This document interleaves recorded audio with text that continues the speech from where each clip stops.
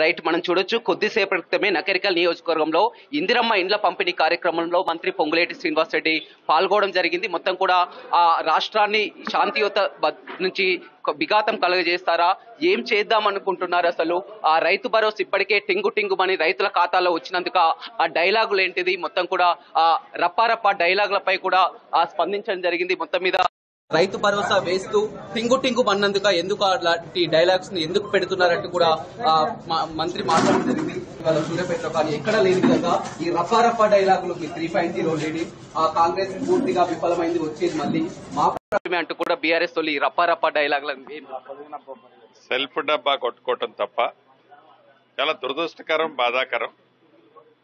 తెలంగాణలో law and order ప్రశాంతంగా సామాన్య ప్రజలకు కానీ, ఉన్నవాడికి కానీ, లేనివాడికి కానీ హ్యాపీగా ప్రజలు ఈనాడు ఉన్నారు.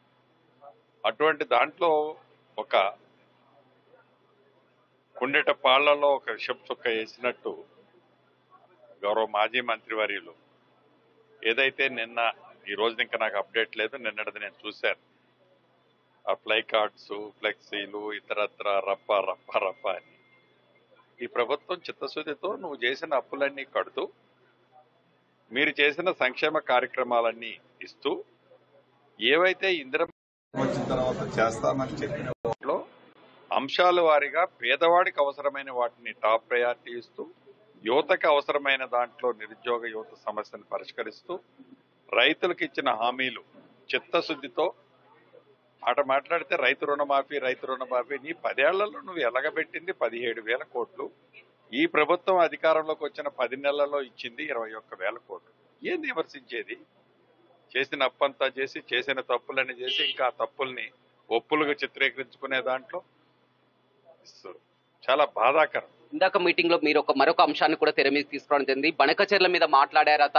బీఆర్ఎస్ కు లేదు, 2016లోనే జీవో తీసుకొని రావడం జరిగింది. 7 ఏళ్లు కూడా అప్పుడు ఏం చేశారని కూడా ఆ వ్యాఖ్యలు.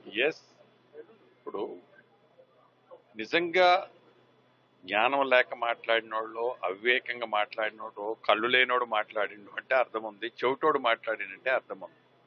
మీరు అధికారంలో ఉన్ననాడు, మీరు 2016 నాడు ఆనాటి ఆంధ్రప్రదేశ్ ముఖ్యమంత్రి గారు గోదావరి బేసిన్ నుంచి 400 టీఎంసీలు పెన్నా బేసిన్ కి, ఆ పరిసర ప్రాంతాలకి షిఫ్ట్ చేయాలని జీవో ఇచ్చి, జీవో ఇవ్వటమే కాకుండా అనేక ఎస్టిమేట్లు టెండర్ స్టేజ్కి తీసుకొచ్చినప్పుడు ఏనాడు కేంద్ర ప్రభుత్వంలో కానీ, కేంద్ర ప్రభుత్వానికి సంబంధించిన సంస్థల దగ్గర కానీ, చివరికి న్యాయస్థానాలను కానీ అప్పీల్ చేయని మీరు బంకచర్ల ఏదో మేము చేసిన ఘోరంలాగా, మేము చేసిన నేరంలాగా, మేమేదో మౌనం వహిస్తున్నట్లు, అసలు పరిగేరుకున్నోడు కుప్ప దూచేవాడిని బెదిరించినట్లుంది. మరో కేంద్ర మంత్రి బండి సంజయ్ కూడా నేను ఒక వ్యాఖ్యలు చేయడం జరిగింది. బీఆర్ఎస్ ను రక్షిస్తుంది, రక్షణ కవచంగా మారింది. అదేవిధంగా కాళేశ్వరంలో కేవలం ఇది అధికారుల వరకే కాదు, ప్రజాప్రతినిధులు కూడా ఉన్నారు, దీనిపై సిబిఐ చే విచారణ జరిపించాలి కాళేశ్వరం కూడా బండి సంజయ్. ముందు కేంద్ర ప్రభుత్వంలో సంజయనని మీ ద్వారా ఒకటి తెలియజేస్తున్నాను. కేంద్ర ప్రభుత్వ సంస్థలో ఉన్న కేసులు ఏవైతే ఉన్నాయో వాటిని ఎమ్మటే మీరు ఓపెన్ చేసేసి వాటిని ఫాస్ట్ ట్రాక్ లోకి తీసుకురండి. రాష్ట్ర ప్రభుత్వం చేసే అంశం అంతా చేస్తాం. ఒకవేళ మా పరిధిలో చేత కాబట్టి తప్పకుండా మీ సాయానికి. ఇందిరమ్మ ఇళ్ల పంపిణీ ఏ విధంగా కొనసాగుతుంది? విడతలో 3.5 లక్షలు ఇందాక సంచలనంగా చెప్పడం జరిగింది. తల తాకట్టు పెట్టైనా సరే రానున్న 3.5 ఏళ్లలో 20 లక్షల ఇల్లు కట్టిస్తాం, ఆ తర్వాతనే ఆ ఎన్నికల్లోకి వెళ్తామని కూడా చెప్పడం. ఈ ప్రభుత్వానికి ఒక చిత్తశుద్ధి ఉంది. ఈ ప్రభుత్వానికి పేదోడి పట్ల ఒక ప్రేమ, అభిమానం ఉంది. ఈ ప్రభుత్వానికి పేదోడి కష్టాలేంటో తెలిసిన ప్రభుత్వం. నిజం, తల తాకట్టు పెట్టైన ఈ తెలంగాణ రాష్ట్రంలో పేదవాడి చిరకాల కోరిక, చిరకాల స్వప్నం, చిరు కోరికని గౌరవ ముఖ్యమంత్రి రేవంత్ రెడ్డి గారి నాయకత్వంలోని మా ప్రభుత్వం చిత్తశుద్ధితో అర్హుడైన ప్రతి పేదవాడికి ఇందిరమ్మ ఇల్లు ఇచ్చి తీరుతాం.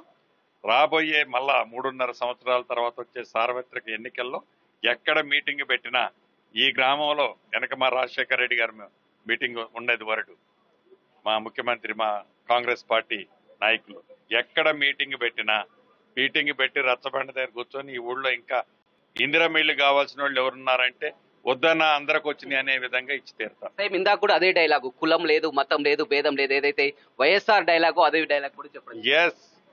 మా బ్రాండ్ అది. ఇందిరమ్మ ఇల్లు అనేది మా బ్రాండ్. గుండె మీద ధైర్యం వేసుకొని ధైర్యంగా చెప్తాం. తప్పకుండా పేదవాడి చిరకాల కోరిక ఇందిరమ్మ ఇళ్ళు ఇచ్చి తీరుతాం. సినిమా డైలాగ్స్ ఇక్కడ పని చేయవని చెప్తున్నారు. ఇప్పటికే పూర్తి స్థాయిలో కూడా రైతు బంధు కానీ ఇందిరమ్మ ఇల్లు కానీ ఇచ్చినటువంటి ఒక్కొక్క హామీ కూడా నెరవేర్చుకుంటూ వెళ్తుంది. సినిమా డైలాగులు ఈ రప్పారప్పాలు అనేది తెలంగాణలో ఏం చేద్దామని, దేనికి సంకేతం, దేనికి శాంతి భద్రతలు విఘాతం కలిగిస్తే ఊరుకునేది లేదని కూడా మంత్రి పొంగులేటి శ్రీనివాస్ రెడ్డి చెప్తున్నారు.